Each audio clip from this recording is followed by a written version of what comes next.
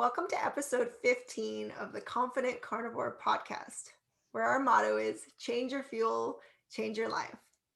Today's guest is Cassie. Hi, Cassie. Hi, Janice. How are you doing? I'm doing great. How are you today?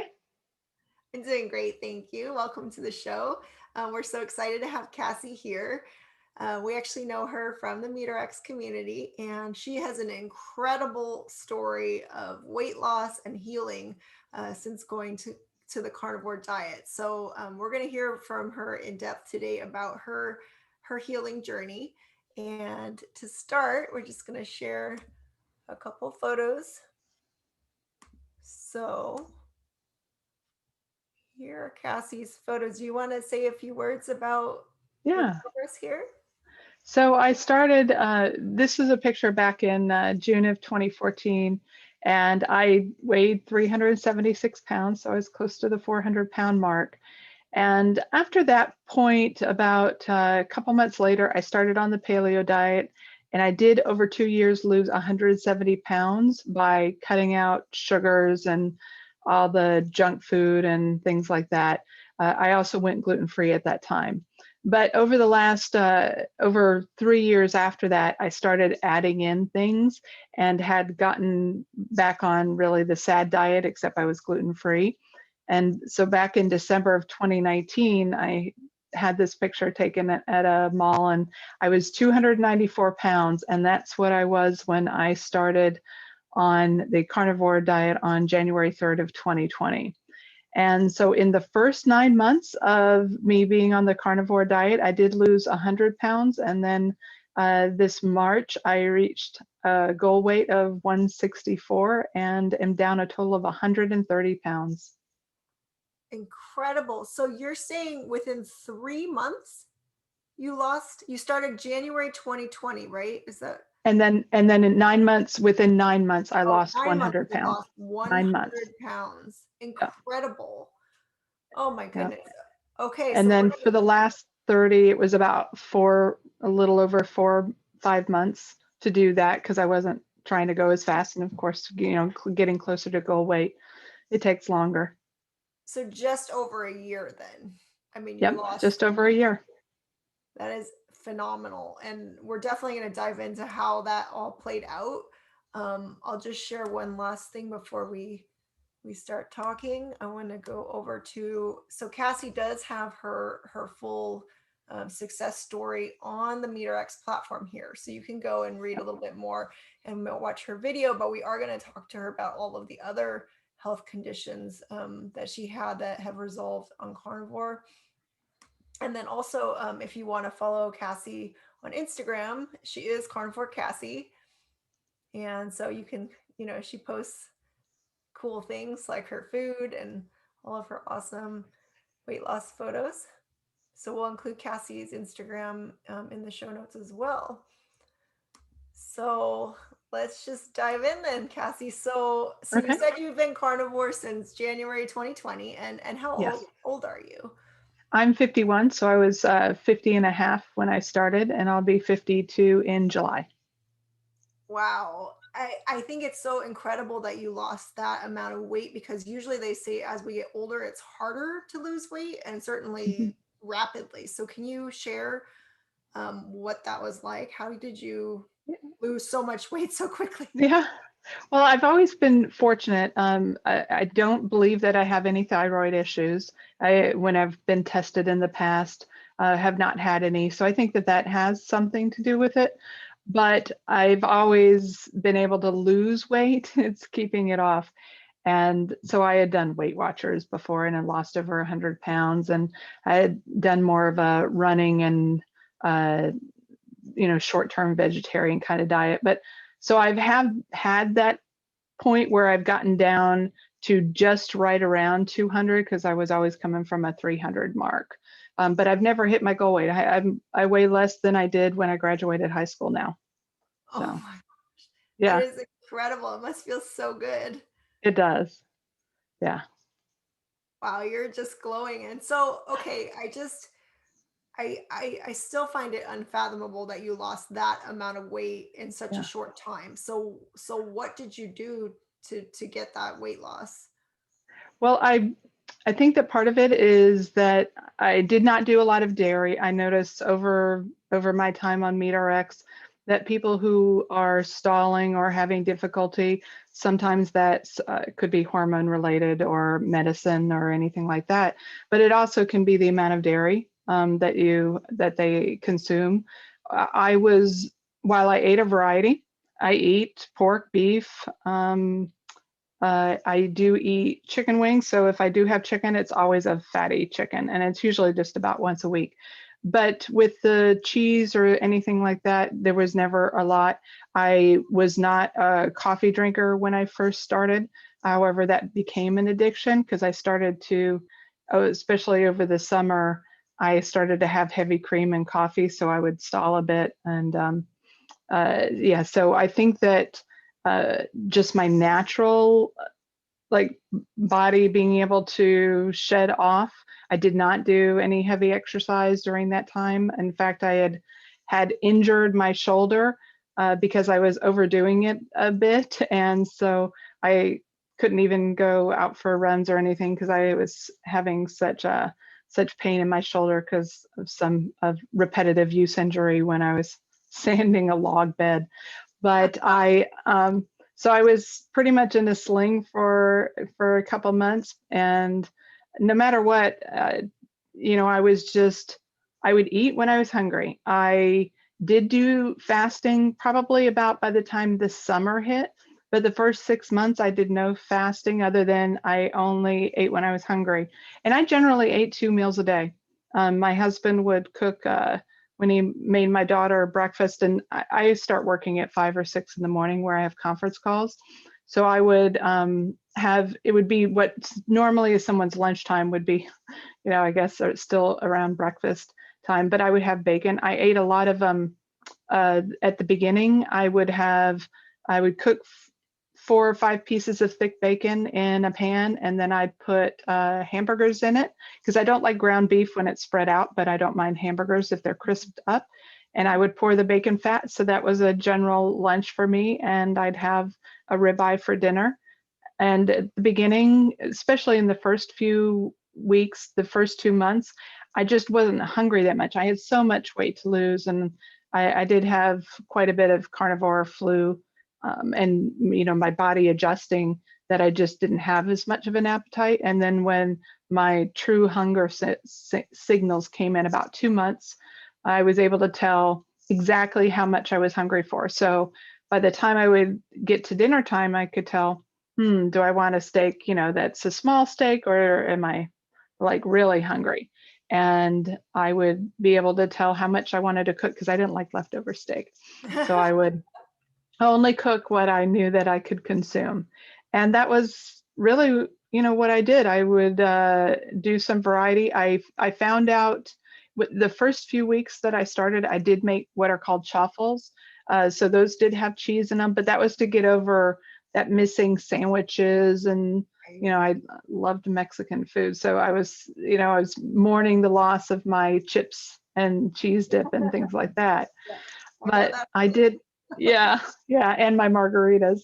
But it eventually those desires went away, and I got to the point where I was having just meat, and most of it was just bacon or pork and the beef. And I felt great. And by the 6th week, I felt like Superwoman. It was really, I couldn't get my body to do what I felt I had the energy to do. It was really empowering, I guess. So it was a real change. And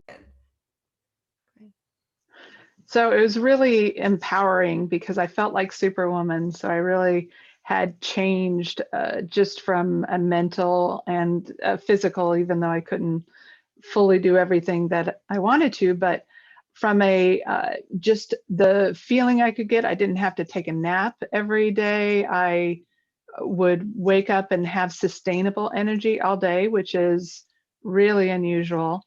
And so it just, by the end of the 2nd month that I was carnivore, I knew that I never wanted to go back.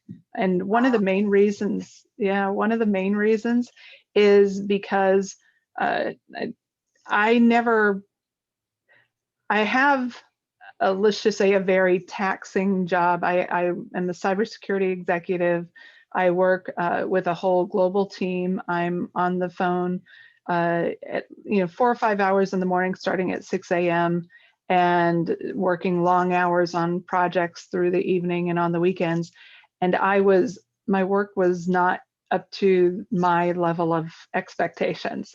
And once I had gotten rid of the brain fog and the fatigue, I was able to easily work the 60 hours a week that I need to. And, I've got a critical job, from the standpoint of the work that I'm doing.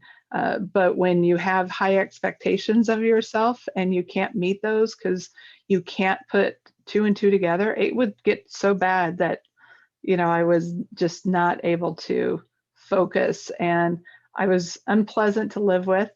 I would I would have a short fuse, and just was unhappy, not depressed, but just didn't feel like I was just capable of doing things. I even just walking, those kinds of things, the things that I had struggled with when I was almost 400 pounds were starting to come back. I started to almost need a cane. I was using a cane when I was almost 400 pounds. So when I was having to travel again, not being able to fit into an airline seat, it was just not where I wanted to be. So I was just thrilled once I really experienced that euphoria with carnivore. Wow, so your actual burst of energy and the euphoria and then the mental clarity and all of that came on pretty early for you then, it sounds Yeah, like. yeah, yeah.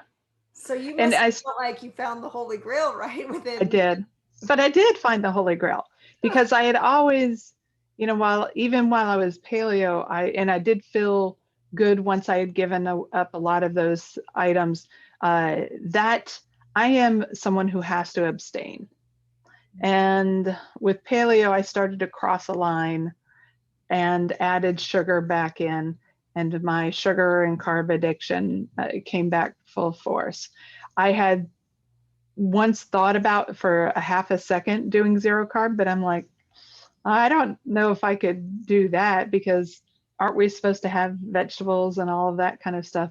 I did not realize at that time how much the vegetables were probably still impacting me, because one of my most significant problems was irritable bowel syndrome, and um, I had been diagnosed with that when I was 45, when I first went paleo, and had gotten lots of different lab tests and things done. It was found on a colonoscopy that I was precancerous, and they're like, if you had waited till you were 50, you would have had colon cancer before you were 50. So I was fortunate that this was discovered. But when I had stopped being paleo, my autoimmune triggered iritis, in my eye, and there was just other symptoms that was happening, joint pain, my sciatic would flare, plantar fasciitis that didn't go away. That was a big one. I was on the cane quite a bit because of plantar fasciitis, and I was just broken. I mean, there's no reason somebody who's at, 48 and 49 should be hobbling around and not able to do anything productive in their life. And that's where I was. Wow. And just the fact that you experienced such a rapid shift is astonishing, and the fact that you could lose 130 pounds in just over a year with no exercise, no calorie Yeah, counting, no restriction, none. and then your work performance is through the roof. So how did you actually you said you back when you were paleo you were like zero carb, I wouldn't consider that. Like how did you find carnivore, and what caused you to decide to try it initially? Well, I had found paleo because I had a candida overgrowth. And and it came back very strong last, well, sorry, not last year, in 2019. to the point where I was about to make a doctor's appointment, but it was over the holidays and or right in the fall, and I was traveling a lot. And I said, well, I I need to go back on paleo. And when I was researching if there were any things that I could purchase like the oregano or anything like that, carnivore came up in a Google search. Or somebody else on the Meat RX success stories, they had just launched the platform, and so they I started following Dr. Baker because there was something about carnivore. So I actually did experiment with carnivore in that November and December of 2019 because I thought, well, I'll try it for a week, and then, but I've got all these work trips and Thanksgiving and Christmas. I'm not gonna go on it. Well, all that did was it gave me a sense of what it meant and what I needed to purchase for, but it also meant I went through the Carnivore Flu 3 times instead of the normal one. So once I went on it in January, I'm like, I'm never doing that again. I'm not getting off. I'm sticking on it. And so I actually did 2 work trips in January because we did shut down all travel from my company in February because we're a global company, so we have I have some team in China, so we knew what was happening from the spread of the virus. And so I had a work trip at the middle of January and the end of January. And those 2 weeks that I was on those work trips, I didn't drink. I stayed carnivore. I just called it for people that I was at work with. I said, I'm on 0 carb keto right now. So I'm just cleansing myself by not having any vegetables or anything right now, because I wasn't ready to admit that I was carnivore. And people knew what keto was enough. And when I said, yeah, just right now, I'm not having any vegetables. So Clever. And well, have you shifted that now? Do you tell people? yeah, they all know. Yeah.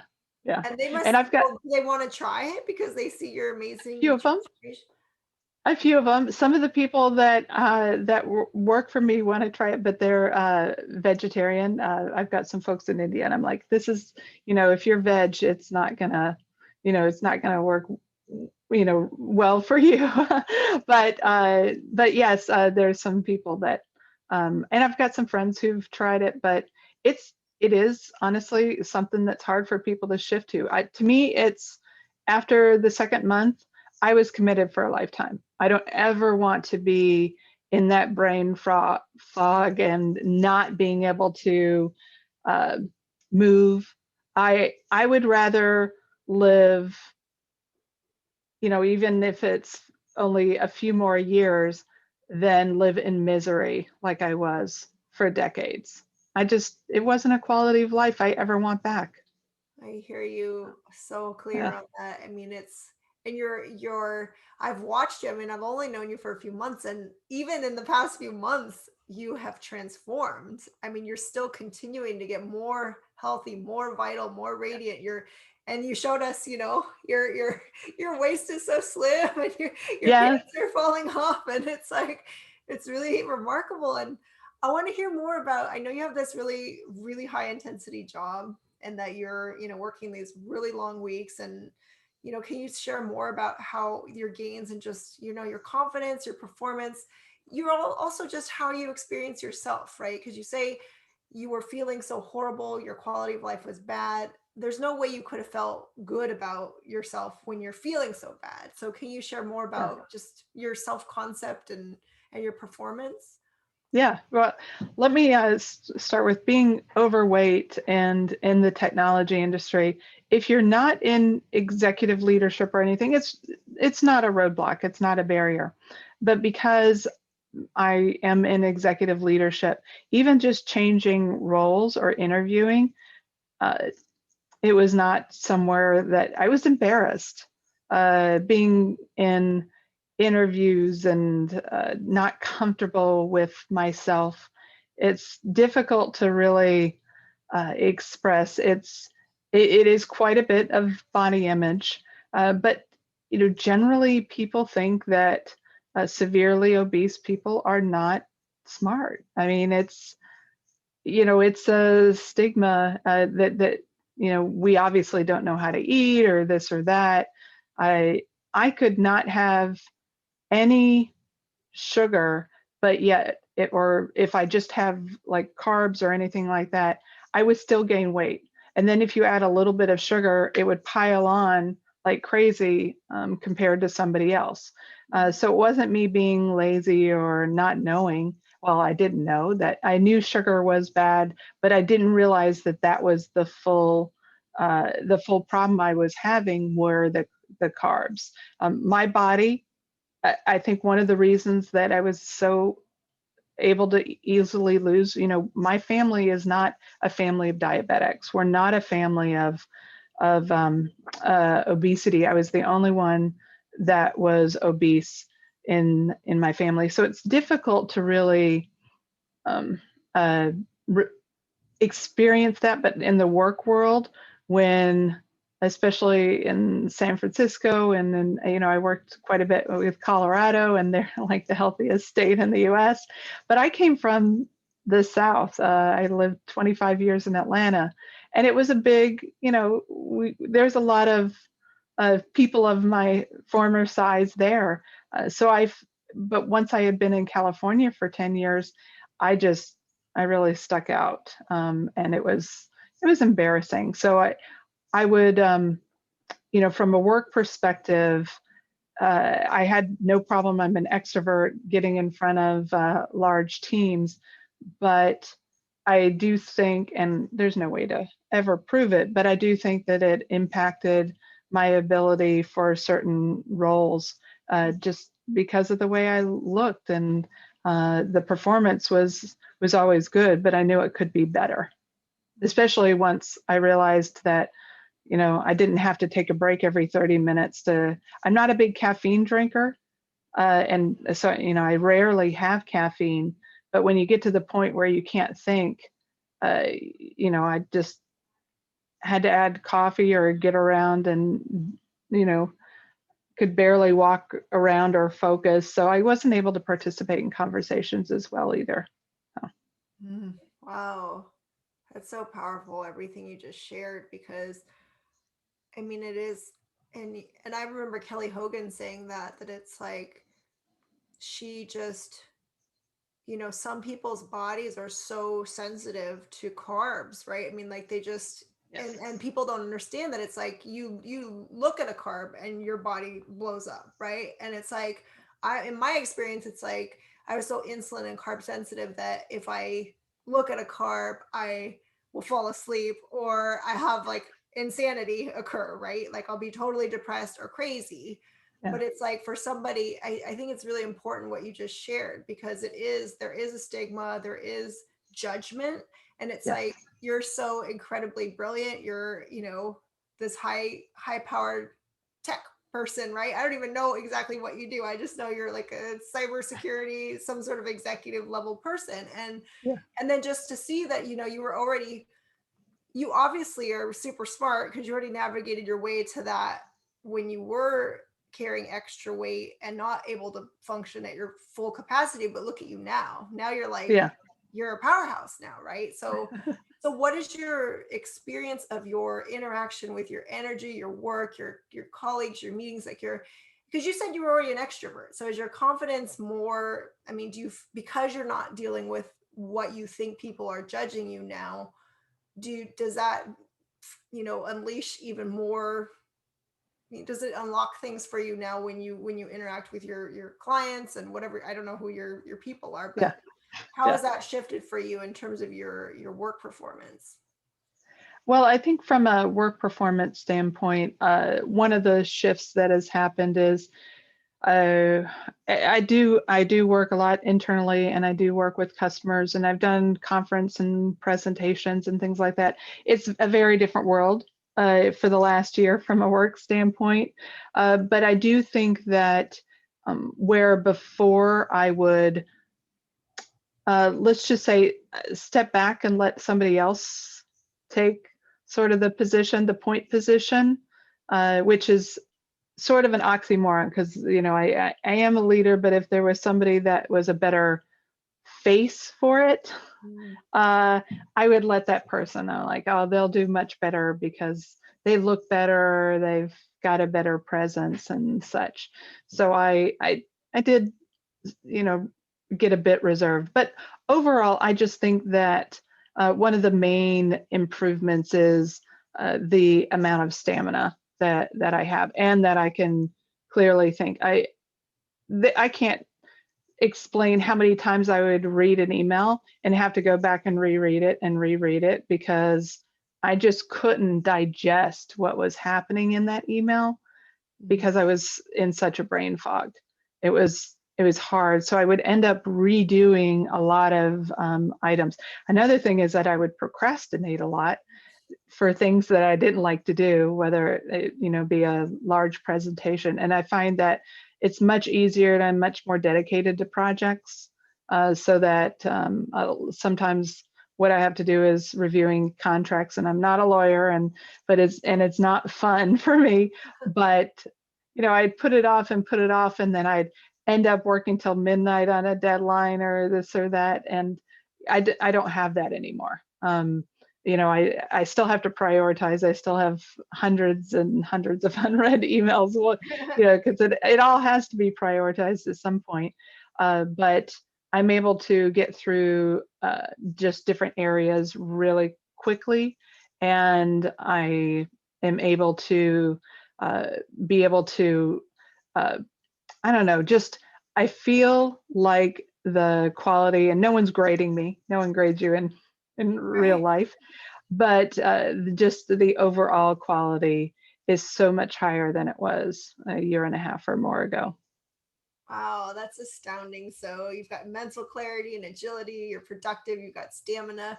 And you Yeah, mentioned before, like, let's talk about how your moods were, because you said you were kind of yeah, short fuse, maybe yeah. impatient before, and how has that shifted? Well, it's improved. I'm still hard to live with, but but I do, you know, I and it can still happen where I get tired or I'm just worn out. And people will get hangry, right? They'll get angry when they're hungry. Well, if I'm tired or exhausted, I have no filter, and I get snappy and things like that. So that is dramatically reduced, and so much that on the days where I am tired or a little bit tired, it's much more noticeable though. And it'd be like, okay, I guess I have to admit that I'm tired, because now where I used to every night sit on the couch and everything, I'm usually in here in the office, and I've had to make, especially over the last 6 months, I was just working longer and longer and longer hours on these different items, and I had to set up a rule where I don't touch my computer on Saturdays, and I try to get offline from work's standpoint by 8 p.m. each night. Because when you're online and working and on phone calls every day at 6 a.m., that means that you're really, I'll take short breaks, but I never sit down for a lunch, and I'll sit down for dinner sometimes, but I'm in here, and that's not fair to my family either. So I've actually had to learn how to not be a workaholic. I wasn't a workaholic before because I was so tired all the time. But Wow, so now, you have to like manage all this carnivore energy to make sure you don't overwork them, yes, huh? That's so yes, yeah, cool.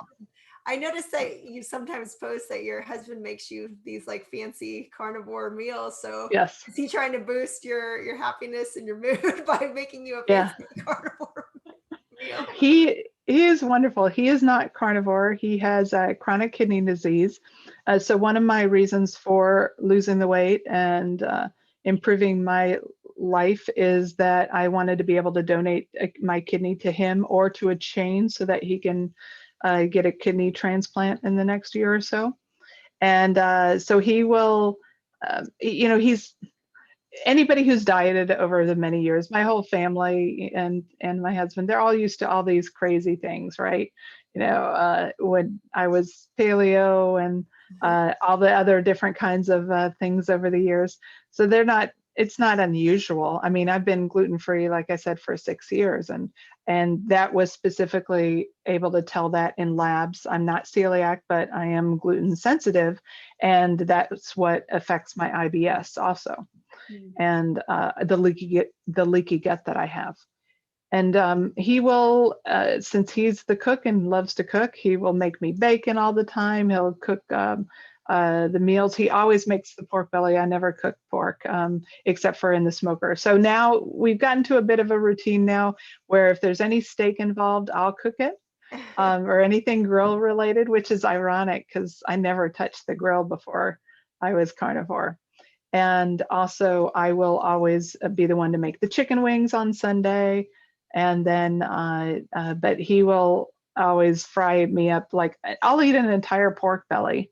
He'll cut it up like bacon almost, and then just we save the fat from that. And yeah, so he'll make me anything that I ask. So Ah, that's so nice. You have a gourmet yeah, meat chef for you. And but yes. he's not interested in going carnivore with seeing your results then? The doctors tell him he cannot have too much protein. So between his severe gout and the limited kidney function he has gone low carb, and he's cut out sugar except for very rare occasions. So he did cut out sugar, and he needs to get to a certain weight before they'll even do the consult for us to do the kidney transplant. So he's got to get to a weight for that, and then he's got to be even a few more pounds past that before they would do a surgery. I see. And you said your kids are used to you being on some sort of diet. So are they think it's okay for you to be on this carnivore indefinitely Yeah, your life? yeah. I guess I've never really asked much for their opinion. My older daughter, who's 23, she is in the Air Force in St. Louis. So when I went and visited back in January, I stayed in an Airbnb. She had just turned vegetarian.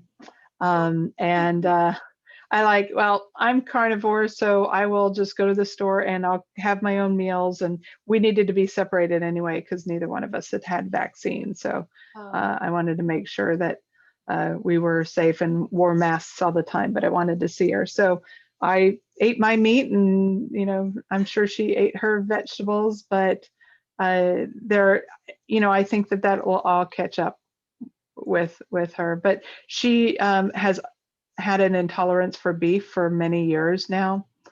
So it would be quite a shift to go to all protein, which I know a lot of people have that trouble with, and it takes time and transition. Luckily, I didn't have, other than some meat aversion, just as I was getting used to the fat levels, I didn't have that problem.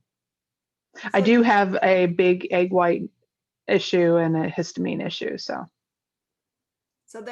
they're generally supportive of, they Yeah, see that you're doing so great, and yeah, so yeah, there's no like right. no conflict with the family in terms No, of you're all kind of on different eating pages right now. yeah.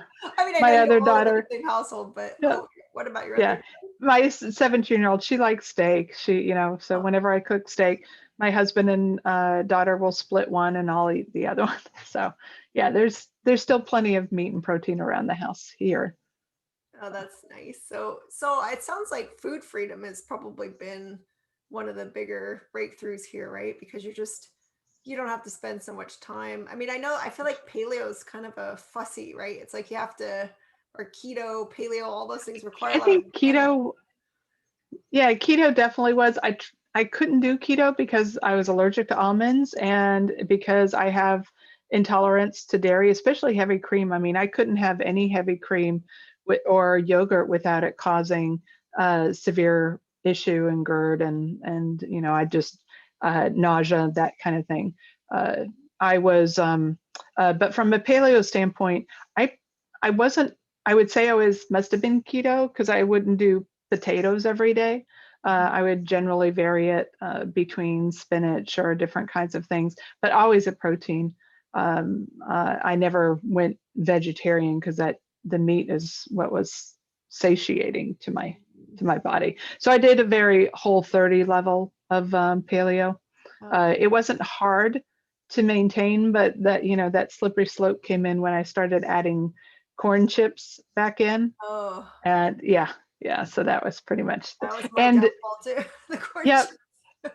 And then everything became, oh, Bob's Red Mill gluten-free baking, baking. So all these gluten-free desserts started coming about, and I'm like, well, shit, sugar's sort of I could get unprocessed. Once I added in sugar, it was a lost cause. Slippery slope then. So Yep. how about your IBS, your plantar fasciitis, your iritis, all of these other conditions? How have they been since going carnivore? Well, the plantar fasciitis definitely went away. I had already been treating it with a mixture of ice and heat, a special like foot thing that I would put it in. So that was starting to heal some. But after I went paleo, I've been able to walk around on hardwood floors all day without, I haven't had one tinge of pain from my plantar fasciitis. And I actually have a heel spur. So this was not something that was just tendon related.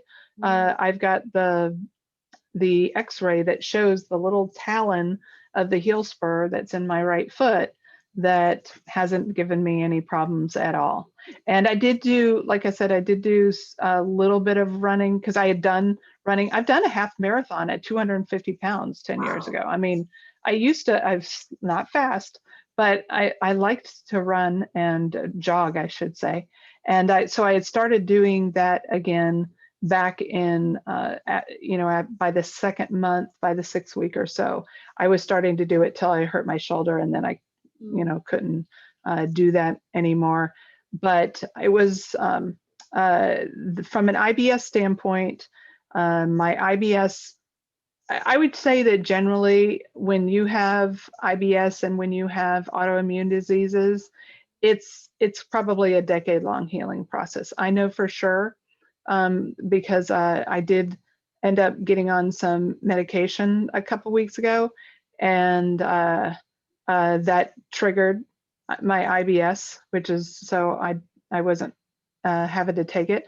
But when I was overdoing it, because I'm I'm a sugar addict, so now that my stomach had healed enough where I could do heavy cream, I was giving up heavy cream for Lent and coffee.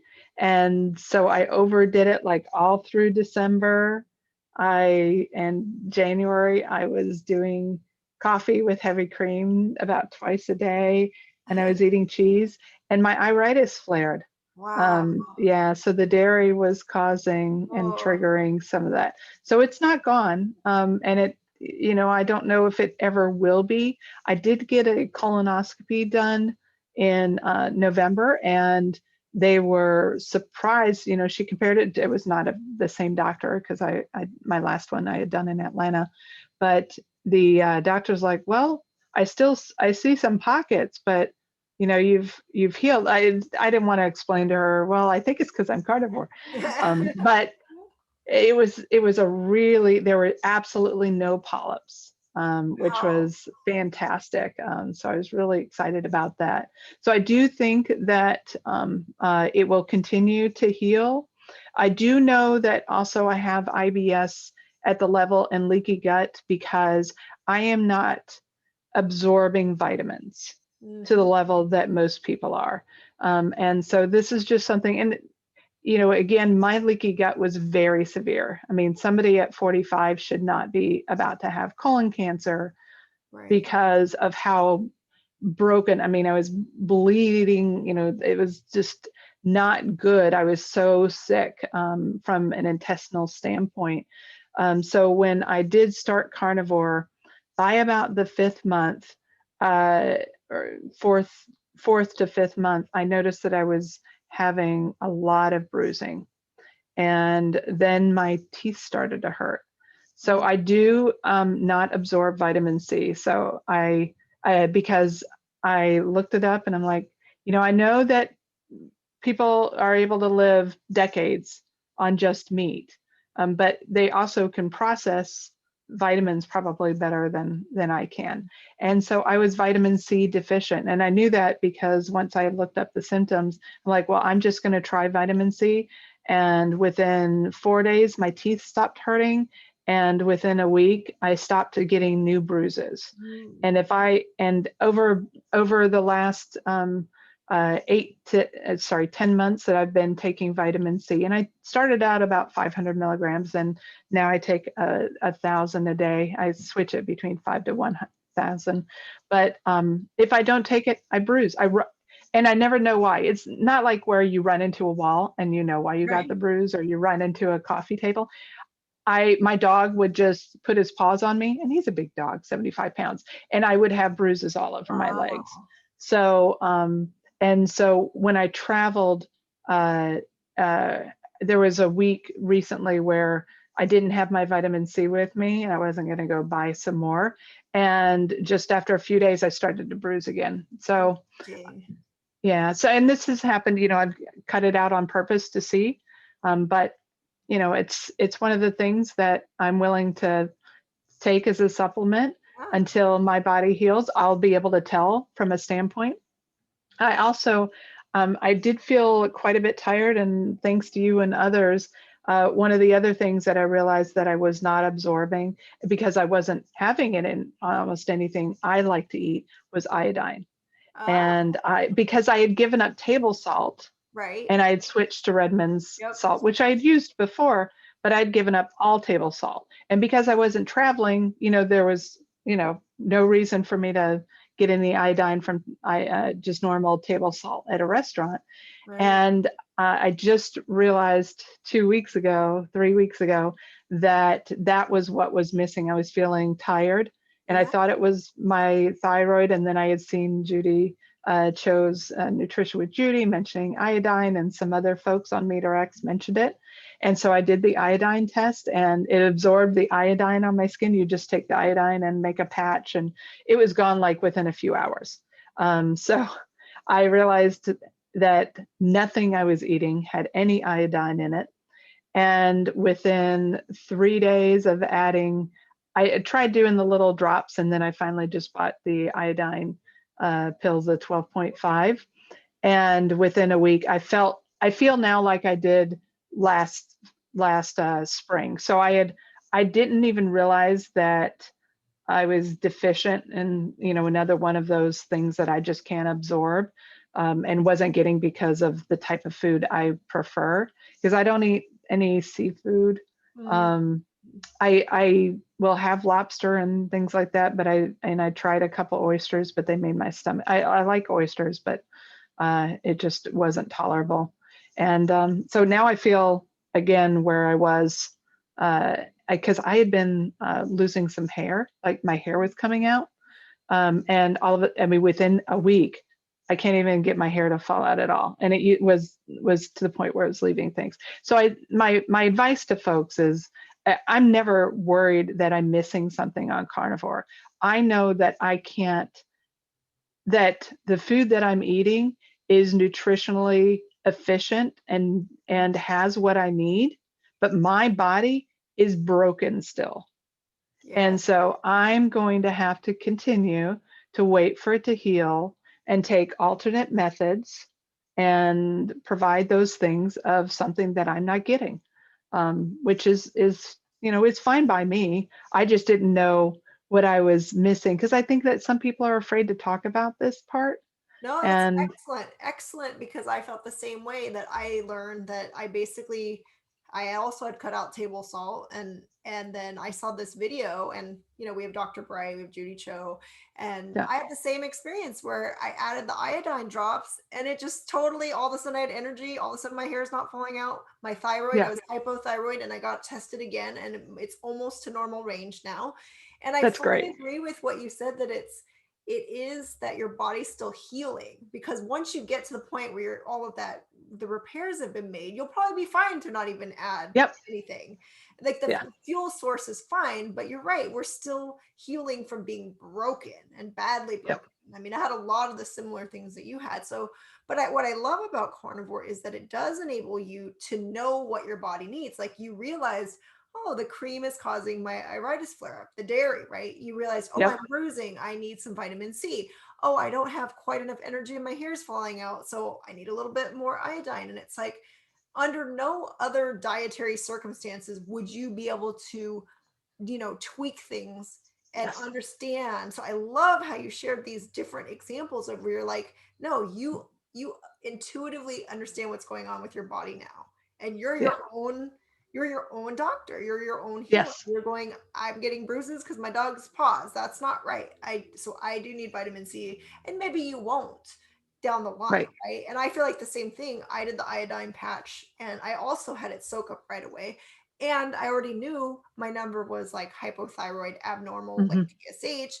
And then so I just started adding the drops into my water, and lo and behold, same thing. My energy reverted back to what it was at the initial burst of the carnivore, where you're like, oh, your body's like, yes, I like this fuel source. Yeah. So Yeah. you're totally right. And I love that you added this to the conversation, because a lot of people, they'll like be like, well, you're a carnivore, you shouldn't be needing to take vitamin C, or you shouldn't need to supplement with anything. And it's like, no, you're right. Your body, you still have to pay attention, and you can't just say, oh, I'm just going to do this Right. because this is what they tell me to do. So I love how attuned you are with your body, and that you really are healing yourself, which is, Yeah. it's a miracle. And I want to know, what do your doctors say when they see you? Have you told them Well, you're carnivore? yeah. So I didn't have a regular doctor. I live in Berkeley, California. There's not a lot of let's just say meat friendly folks in this area.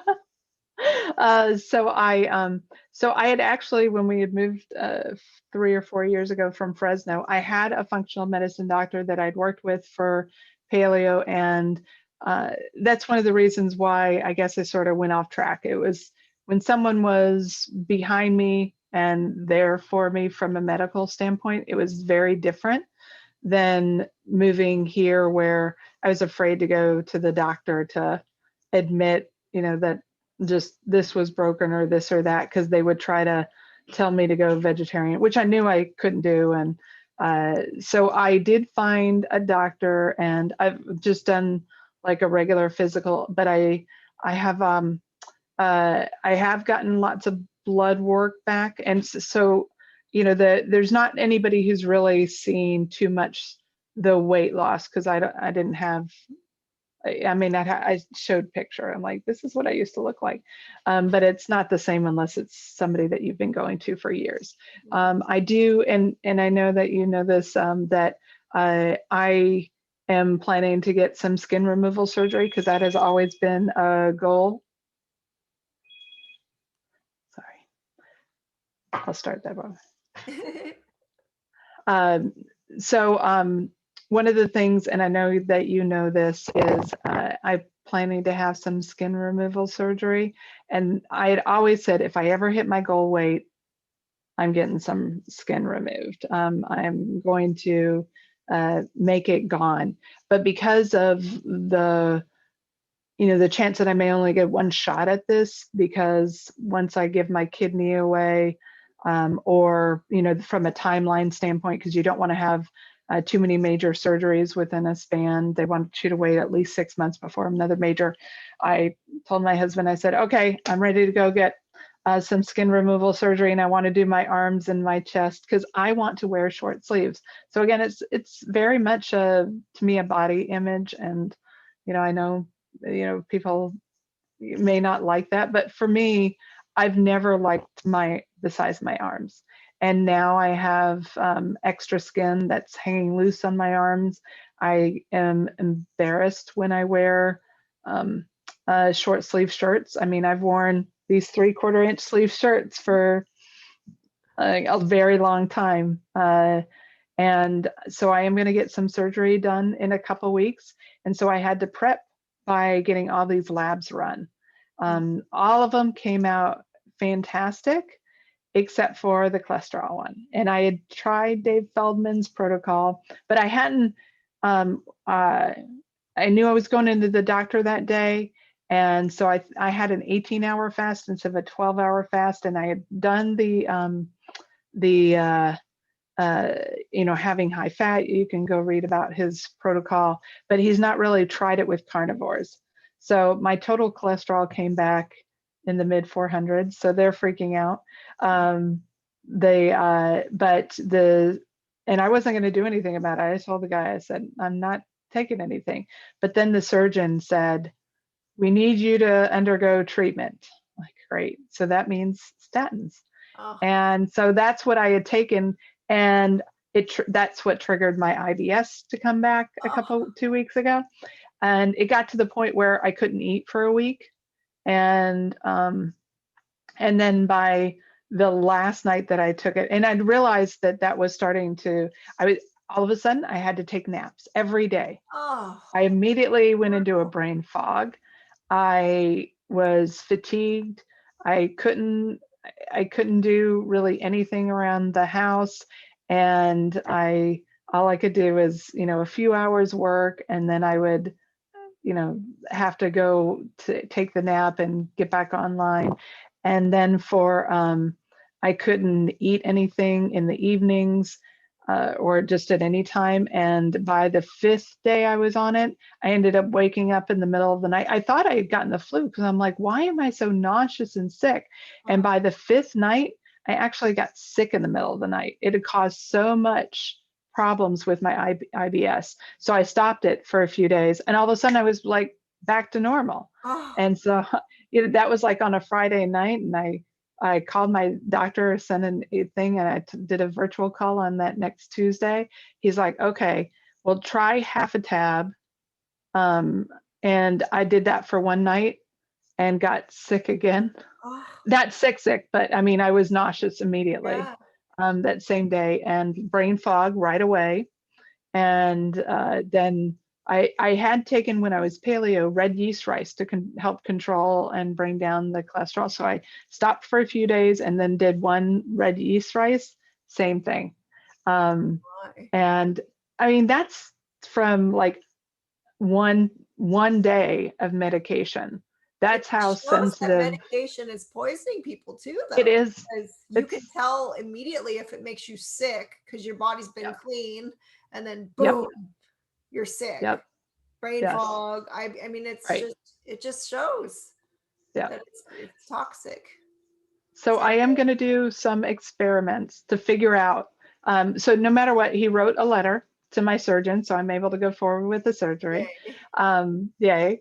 But I do think that this can be a barrier for me donating my kidney. So I am going to do a lot of trial of different things.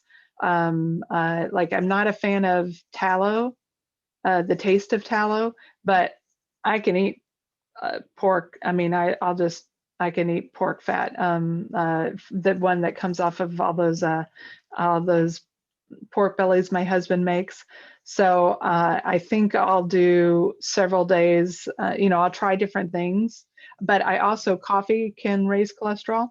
Mm, So I gave up coffee for Lent, but I'm not going to go back because I'm doing whatever it can so mhm. that my number can normalize. But I think that my cholesterol, while this is typical for keto people, which is the whole reason Dave Feldman, those that are hypersensitive, I'm one of those. I always had high cholesterol, even when Right. I was close to my normal weight. So I wasn't surprised. I was surprised at how high, because it's pretty much double what even my highest was.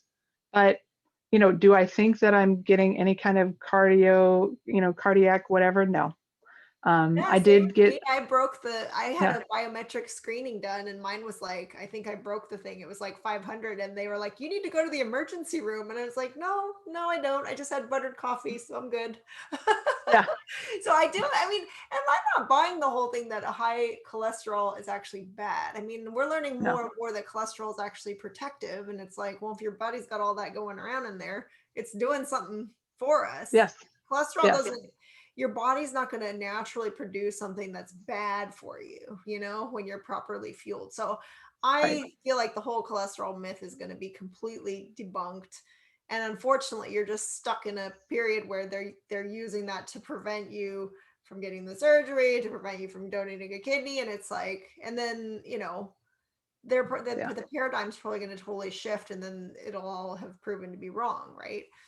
I mean, I was just right, reading Dr. Elizabeth Bright's book, and she was talking about how there was this whole period where they were doing a lot of hysterectomies and removing yes, people's ovaries and uterus, and it's just like they just did that because they didn't know what else to do. They're like, well, if something bad's happening with these women, these female, they're having hormonal problems, so we'll just take out their uterus and their ovaries. And it's like, it just seems to me like we're always caught in these cycles where they're just going to like focus on one thing, not look at it holistically, and then demonize something like cholesterol, and then they find out it was totally wrong, and then they've messed up so many people along the way based on that misguided.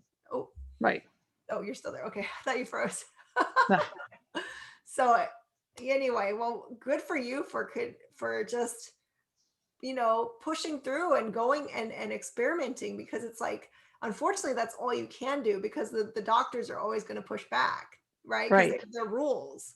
And it's Yes. like, you're just going to have to tinker around until you can get under the the rules, right? Yeah. If I can get close enough, I think that that would be okay. And it's the same sort of analogy or the correlation. Ice cream does not cause drowning, but yet there's an obvious, it's a correlation because it happens at the same time. There's in the summertime, there's a lot of ice cream sold and there's a lot of drowning. But as you said, we don't know that cholesterol is not something that's trying to attempt to heal, Yes. and of course, plaque can build up in certain things because of other events and situations, but we don't know the full cause of what's going on in all those situations. So, there are lots of people with super high cholesterol scores with zero CAC scores, that have Exactly. no arterial buildup. So I did ask for a referral to a cardiologist. I'll go in a few months just to prove that, get hopefully, a CAC and an arterial scan and stuff to show that I have nothing. And if I do have something, then, let's do it again in a year and see if it's improved. Right. Because, I do think that the carnivore diet, we regenerate. So, We absolutely do. And I know my Aaron had gotten a full, like, they did the full heart thing where they put the dye in and everything. And he had mhm. already been carnivore for something like 20 months, and it was totally clear. I mean, everything Yeah. was just fine. And so, and we know people in the MeatRx community who are 20 plus year carnivores, and it's Yep. like their numbers are great. So I do think I think that there's a spike at the beginning, especially with cholesterol, because I agree, the cholesterol is out there healing, and then as your body regenerates and heals, then everything kind of normalizes. So I feel Yeah. like, it could be years before things get back to normal, because, or normal, whatever we're calling normal, Right. because we, like, my system was ravaged with candida just like yours. I mean, there's just Yes. so much damage, the leaky gut stuff, all of the thyroid things being messed up, that it takes time. But I do Yes. feel like, don't you just feel your body just regenerating? It's like you could feel Yeah. each part of it just turning over and Yeah. recompositioning, which is the most amazing feeling, right? You're getting Yeah. a new body, a new brain. So, and I can And see that's you have the carnivore glow for sure. Thank you. And that's what, some people say, well, you should just wait for you may not have to have, skin surgery. And if for someone that was almost 400 pounds, the amount of skin I have around my waist is actually really small. I do have extra skin, but no different than somebody who, I've had 2 kids. So there is some, but, from an arm standpoint and a chest and, there's certain things where gravity is just gonna probably continue to take its course, and I'm not very patient, so I don't want to wait 10 years. But I see it every day. I mean, people who I've seen on the community over the last year or seen videos, uh, it's like a reverse aging. Yeah. I mean, it's just incredible. So I do think, that my body is healing. I notice I have a picture somewhere. I had taken a picture of my hands, but the look of my hands, especially, the surface area, is already several years younger than what it looked like when I Wow. first started. because I was starting to get very old woman looking hands, and now I'm like, oh, they look youthful, and I still have thin skin, and I've noticed that in certain areas my skin. Oh, I haven't even mentioned like my rosacea. I'm wearing makeup right now, but one of the points that always embarrassed me is the moment that I would have to talk to people, my rosacea would flare like crazy. And that was very much all the histamine and just all the food that I was eating. And while I still have a bit of a, very thin skin and a pink sort of nose, I mean, I was Rudolph. I was, this pink all the time because of how close my blood vessels were to my skin. So the skin transparency has gone down. My skin has improved.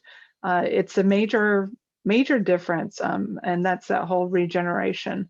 So I'm still waiting for like cartilage to fully regenerate. I did ask Dr. Baker. That was one of my first questions. Will my knees get better? Because I had a car accident and have some limited cartilage in one of my knees, and he's like, yeah, I don't think so. So I did go, but I went out running this Saturday because I had the energy again. So I just went out for a short run, and which, when you haven't run for 6 months, the fact that I could get out there and run or jog, that just shows what you have naturally for Meter X. Because I've been watching your posts on the fast over 40, so I'm going to start to do sprints.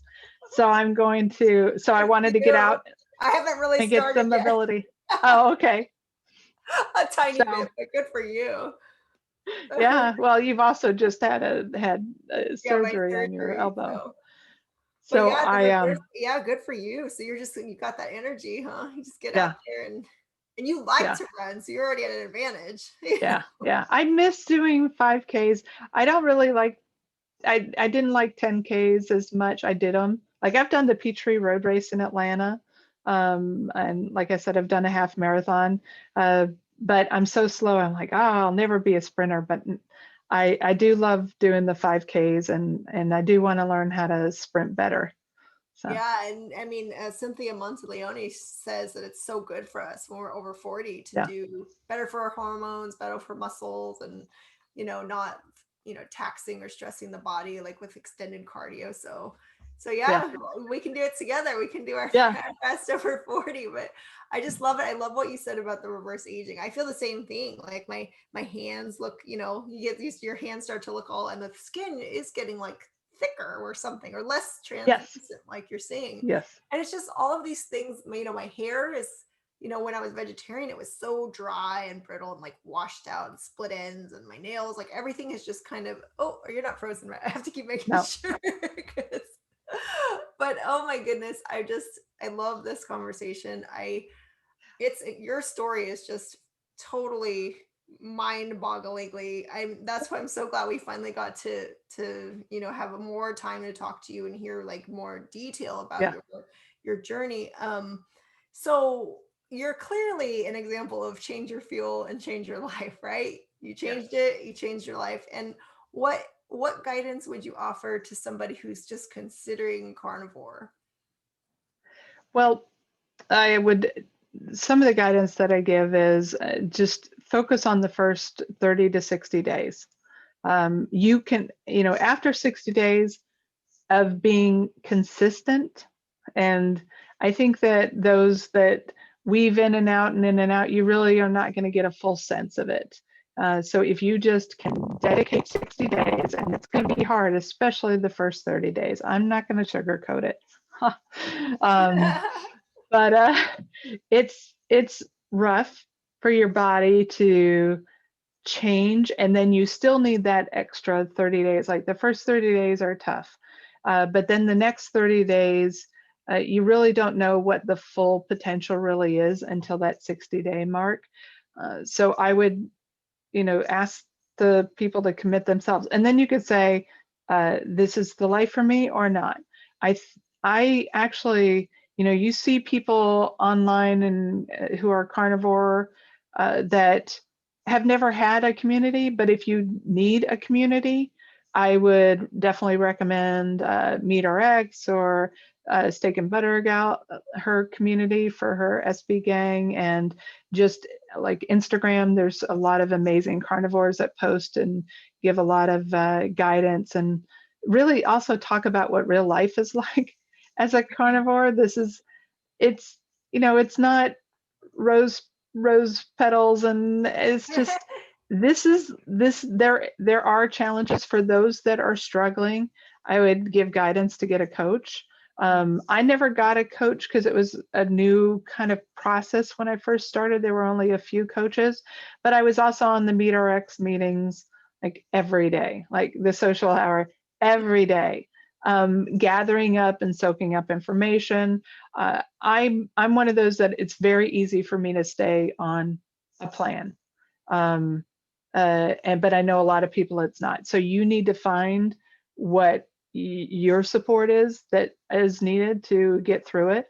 I mean, when I was going through the meat aversion, I was looking at what people were eating every day, and I was just going, oh, that makes me want to, not, I don't feel so good if I think about that. There was a time for like 2 months, I wouldn't eat any kind of pork except for bacon, because I had gotten to the point where it was like not appealing because it was so fatty. Because but I got over that, and that's what I just would really give people guidance. Don't. I was fortunate. I mean, that I lost weight, and that's why, like, my results are not typical for a woman. I totally get that. It is not normal for people to lose all that weight really quickly, like Laura Spath and myself and Kelly. Sometimes we just have the type of system that can shed better than others. But what I say to people is that if I had never lost the weight, what I gained in all the other areas. So at the end of February last year, I was a lifer. Wow. And I had only lost like 20 pounds by then, but I was a lifer. I was like, I don't ever want to do it. And part of that was that I lost my cravings for the sugar. I mean, that constant battle. I mean, it still smells good. I mean, I walk through places, I'm like, oh, that's good. But to me, it was, and I know it's poison to my body. And so it's no different than rat poison. It was that destructive to who I was as a person and to my body. And I don't want that back. So I am not going to ever go back. If there are situations where, like the other day, when we were celebrating my husband's birthday over at Cheesecake Factory, I got a steak and bacon. And I forget, because we don't go out a lot, that this is not sugar-free bacon. And I tasted the bacon and I'm like, well, I really want the extra fat because it was a New York strip. And but I know it's got some sugar, in it. And when I came home, I had to take a nap.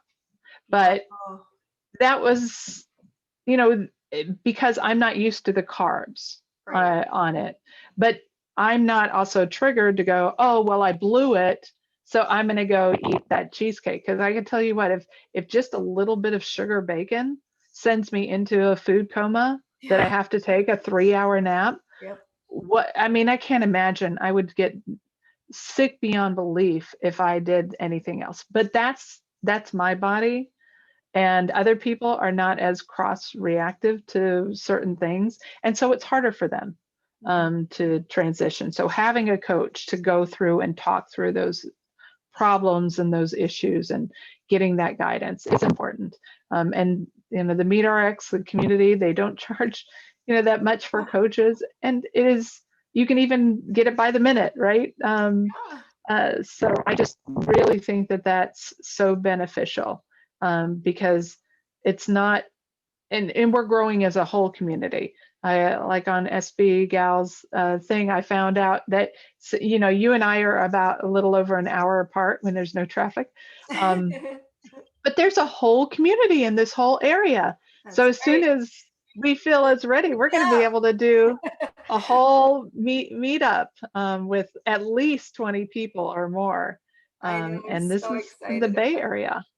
I'm so So excited about it. And that is such great advice, Cassie. And thank you so much. This has been totally brilliant. I feel like you really covered a lot of things that people need to hear. There's just so many nuances to this journey, and really I like your message that you have to find your own way, and you can't just listen to what somebody tells you. And our bodies are all different, and some of us yep. are super sugar or insulin sensitive, and some of us do need supplements, depending on where we're at. So thank you so much for your time, and I cannot wait for our meetup in person, Cassie. So thank you, and you Thank take you. care. We'll see you next time, Cassie. Thank you. Bye bye.